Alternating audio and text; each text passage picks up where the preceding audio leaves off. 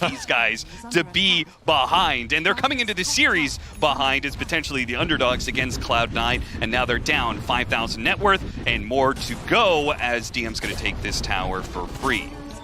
The one concern with the comeback potential is, I mean, part of it's this Mirana, like how kind of lineup from AURORA into multiple saves and just team fight stops.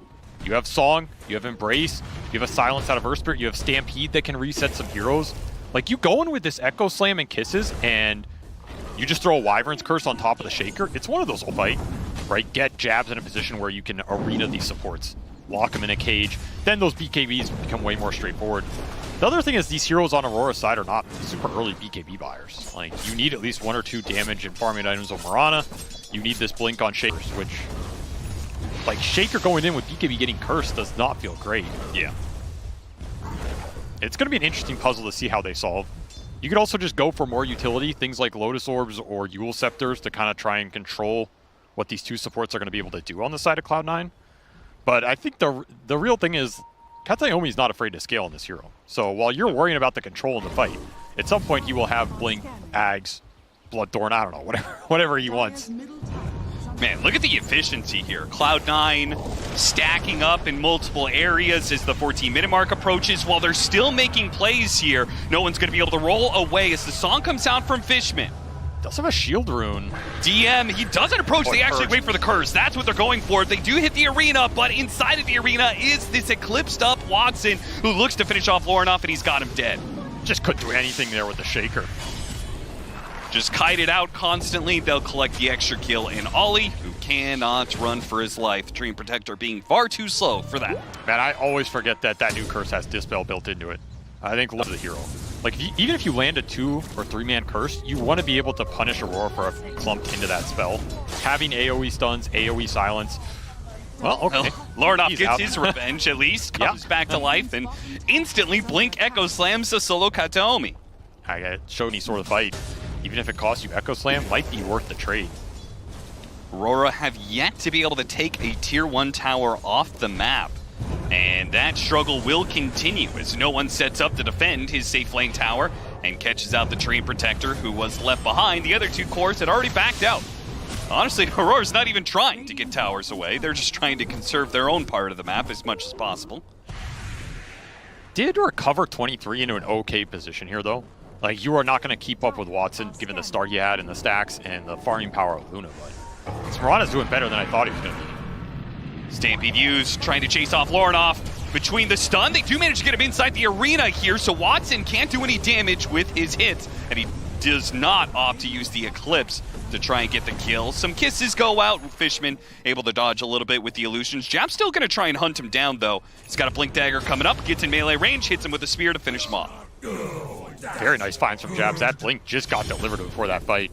Instantly gets 2 kills out of it. Not loving the Mirana carry? I think it's felt a little weak. Okay. I think a lot of these ranged carries are getting figured out a bit, so that's part of the issue. But it just feels a little slow to me. Like, you really need to go late with this hero, and I think another big component is you need a lineup that utilizes it well. And there's a lot of pieces of that to figure out as Ollie's going to drop. Like, you need frontline for this hero, which I think sometimes is missing. You also, I think, need other heroes that benefit from the Solar Flare. Like, I don't think you want a lineup with Mirana where she's the only one using Solar Flare in a fight. And she doesn't have that in this game, right? Like, really not that much. The supports or a big core, the power of the triple BKB is you can ignore the supports to a degree. Like, Naga doesn't do anything in that interval, and the Wyvern can interrupt that play.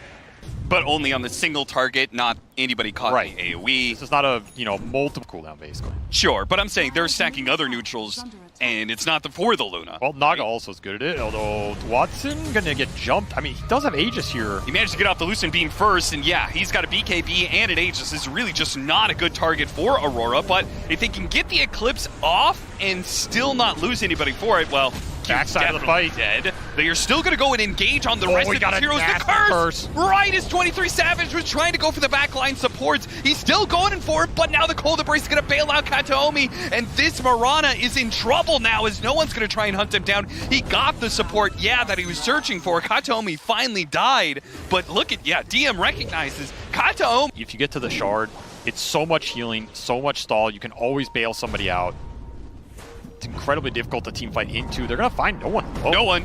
on the high ground. Spot him with the kisses. The spear goes out and does manage to stun him while keeping him there in that spot. The kisses will not be enough damage, but the Echo Slam is. And he went for Fishman too. So he's got him down to half HP. The Stampede's going to be used in the arena. Catches Fishman before he can slip away into the river. No one not happy about that play at all. Up Cloud9 smoke and try and find a pick off to set themselves up for a free Roshan play. They love the Mirana here. Might have to settle for support, and they'll take it. Nothing bad about this. Get to control some of the map. More. This 23 Savage's Arrow Gleipnir play is just really doing. Psychological warfare, Austin. You missed the first 8, then they assume you're not going to hit it. And then when you need to hit it in the fight, bam. It's right there. I mean, it is true. Every single one of these Arrow Gleipnirs that it's missed hasn't really mattered too much. Exactly. I feel like it's just been like, whatever. They are going to try and wrap around, but Watson drew an exact line of what Aurora was going to do here. They are well prepared for this move. They're going to get spotted. No one's going to break the smoke. Doesn't get hit by the arrow. Once again, another miss. Jabs BKB and instantly goes for it. Goes straight to the Luna. They have to be able to burst him down here. There's the curse and the embrace resetting, and Watson, now he has a chance to be able to both use his Manta and his Satanic. This is not a carry that's going to be brought down early. Lorinov goes for the kill onto the Winter Wyvern and tries to jump away, but he's still caught in the area of the Eclipse. Watson brings him down and looks for the enemy carry of 23 Savage, who is out of lead charges, and one loose beam cuts down the rest of his HP. Oh, those beams are so deadly, man, at this point in the game. They just do so much damage with the Conda on top of all of it. Next team fight is not necessarily easy if Cloud9 want to commit for another lane, but safe play is go Roshan here. You just got a lot of big items. Shiva's on the Earth Spirit, Greaves for the Naga, BKB for the Winter Wyvern. 3 very strong defensive items just arriving for Cloud9 here. Why not continue the siege? No Echo Slam. Jabs. Mirana. He gets spotted by Kataomi, so he's not going to be making any initiation anytime soon. His Blink Dagger put on cooldown by the hits. Can look for like a fissure and a spear back. All 5 heroes back up. They don't go for the spear back at DM. Oh, he hits the back line with a beautiful stomp, and no one rolls in after him. Hits a beautiful magnetize onto 4. They almost managed to burst down Watson. This time it was much closer, but 23 Savage jumps after him, and he's not going to get it. He turns to kill the support, but his life is forfeit in the process. DM just beautifully interrupts that entire engagement for Aurora, and the spear back is nowhere near clean enough. That is just the game, I think. These glaives are just going to rip through your base. Man, Cloud9, I mean, this is a team that when they get their lineups rolling and this ball starts to hit, it is very difficult to take the 5-on-5s. And I think we saw the frustration in the team fights here from Aurora.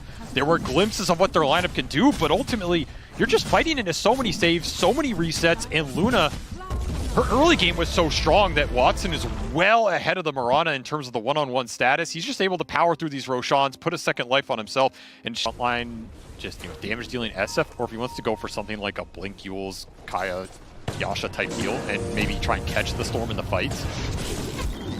Jabs trying to fight his way out of the cogs. He has triple bracer plus a chainmail here, so he's pretty tanky to the physical damage, but the magic damage that is being provided by the Storm Spirit with the extra shield rune allows him to freely dive the tower. 7-minute wisdom. And I think he was thinking about going for the wisdom rune, but ultimately he wouldn't have been able to do so as Lorinov has counter-rotated. On the other side of the map, he did have an attempt by Ollie to steal the wisdom rune. Kataomi did manage to outclick him though. It's not even bothering. He's got the global rotation power, so if something does actually happen, he can gate to it. Meanwhile, he's cutting waves and being as efficient as possible, pulling them into neutral camps to double farm. There's been a lot of stack clearing in this early game. No one becomes such a norm that carries go through the gate to try and put pressure on the enemy that it's not working. Both sides are aware that it's going to happen. Both sides have warded up their side of the gate, knowing that the enemy carry is going to be playing a bit of peekaboo. I just want to throw that out there. Like, level 12 and a half. I mean, that is the power of, I guess, an empty bottom lane in Ancients. That's what I was saying. It's like the slow game early on. It may favor Aurora if the game continued to be slow. You know, hit these really difficult spells in the Yeah, he definitely doesn't just sit there and spam March of the Machines and Barrier over and over and over again. Found the Omni Knight. Yeah, good kill. 23 Savage cannot protect his support. Well, Ollie will trade his life for an Observe reward. 23 Savage says that's a fair trade. Boost. They smoke up as a 4-man here. 23 Savage is going to show on the wave mid while the other 4 make a move and catch Fishman. Cogs locks him in, makes it a little awkward, can't actually pull the Clockwork back to his team, and the Clockwork's going to go back in with a gate coming in from the other side. Lornoff does have BKB. Cloud9 jumped in and jumped out. A gate that came in from behind, and he does actually go through it. Hits him with a big pit on 4, then backs away. Cloud9 did a great job of poking at Aurora there. Got the BKB. It's not successful. I will make it successful. And you're going to feel bad about it. Yeah, that's the sad part. It's like every time you kill Fishman, he makes you feel bad about it. I mean, they got the SF BKB. Like, I don't think Lornoff's happy about this game. I just can't believe if they didn't want to go on mid, that they didn't like push up into the enemy jungle and see if they could catch somebody on like the tier 2 area or the sides of the map. They just straight up saw like 2 cores mid and said, nah. This I would say another difference between game 1 and this game is also the fact that Aurora feel a lot better going late game, right? I think just because difference between Wind Ranger and Luna, they also have like SF and Morphling scaling up. Like I feel like the pressure is on Cloud9 to be more active than they were. Yeah. Tempted go on to 23 Savage with the Orchid. Not going to be good enough initially, but with the follow-up there, Shackle Shot, Hook Shot, Cogs pushing him backwards, Rod of Atos holding him in, then a pit, and a disable after disable after disable that will finally bring down the Morphling. Just infinite root ability. Need the BKB on the Morph to even play this game at this point. That's a big pickoff. You say you're happy you're going late here if you're Aurora, but not if you bleed out a net worth lead on this map. You kept it pretty close so far. I will also say this Wind Ranger in the late makes the jumps hard too. I mean, you got to be looking for it, but yeah, that's fair enough. The map, all your lanes are pushed in constantly. They do not have the best wave clear on the side of Aurora, nor the best mobility to push the lane and then quickly get to off with a direct lance. Okay, here's the play you were asking for. The smoke to top. Will it be good?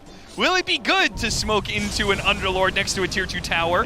Is Cloud9 going to rotate back to it? No, because they found something else. They were also making an aggressive move. They ran into the Centaur, and Jabs is going to be able to get off his full swing of spells. He may still be dead, but his team is coming into it. Fishman really goes and hits the hook shot onto the Omni Knight. A Requiem goes out, but most of the Cloud9 heroes have already popped their BKBs and backed away, and they're trying to get 23 Savage. Big burst of damage, though, brings down no one. They do manage to hit a Shackle. Ooh, that finishes them off. A big crit from Watson. Nails him right as 23 Savage is looking to waveform away, and another rune comes out. The SF, we talked about it, once the BKBs are down, there is seemingly infinite number of disables. A Shackle Shot that lands. Can anybody stop Watson?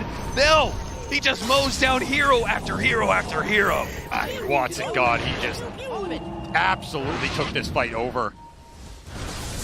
I'm not even sure if that crit went through the Wind Run, because 23 Savage damage. He had stolen Wind Run there, and he got shackled down. I think it was running out right at the end. But that is a timely crit, a timely set of disables from Watson. I think every shackle landed that fight. He's still looking for more. I mean, this might be a little too much here. Yeah, he doesn't have Whirlwind yet. Look at the poke. It's Wind Ranger, man. Once you have this Daedalus, you are just disgusting in the fight.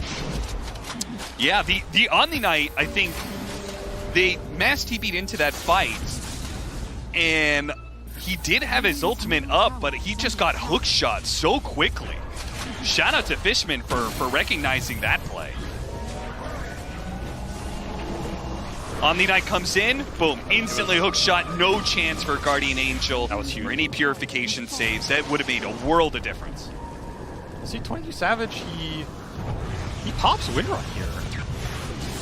I feel like this crit just went, I don't even know, like, it just timed out or what. And the Warp Flares, I mean, they're going to start, like, you make the Tinker go into you. Unfortunately, it is not going to spawn, so this decision is irrelevant as Cloud9 are just going to force the fight. But you do have high ground positioning here. If you can protect your Omni Knight, this is the type of setup that could work for Aurora. Yeah, they're going to do it. I think this is the correct decision, but you have to be fast on the clicking. You have to pop your BKBs at the fight if the fight comes to you, and you have to think about the hook shot contesting Roshan. The gate? right next to the pits. They're about to finish up the Roshan. Can they get there in time? No one. Hook shot goes down, but he grabbed the Aegis. 23 Savage. Now it's an opportunity to win the fight with 2 lives. Lornoff already hitting the big Requiem. Watson's dicing him up, though. This whirlwind is kicking in. The SF inside of the pit. Heels coming out. Ollie in the corner trying to save Lornoff's life, and he doesn't. He gets the SF out of there. Jabs is still stuck, though, as is the support. Ollie has been left behind by his cores. 23 Savage is still around. Not sure where he went to, but it looks like he is angling for DM. That's not going to happen. Too many disables, and he's going to lose his first life. And on his second life, is there anything he can do about it? No one's around to be able to help him out. Well, no one himself. The Storm Spirit is going to go for it. Nice shackle shot. Ollie is here on the side, but if he shows himself, he's dead, and it probably wouldn't save 23 Savage anyway. Not enough gas in the tank to tank the second half of the Point, the Cloud9 will get Megas. You had 1 team fight left in you, and that might have just been it. Q, he's gonna go for it. Look at the damage. It's nothing. Not a damn thing they can do to Watson with so much effective HP put on this guy. No 23 Savage, no carry to actually get you there. And that will be a 2-0 for Cloud9. I mean, I feel like they were the favorites coming into this series, and they absolutely showed why. This team has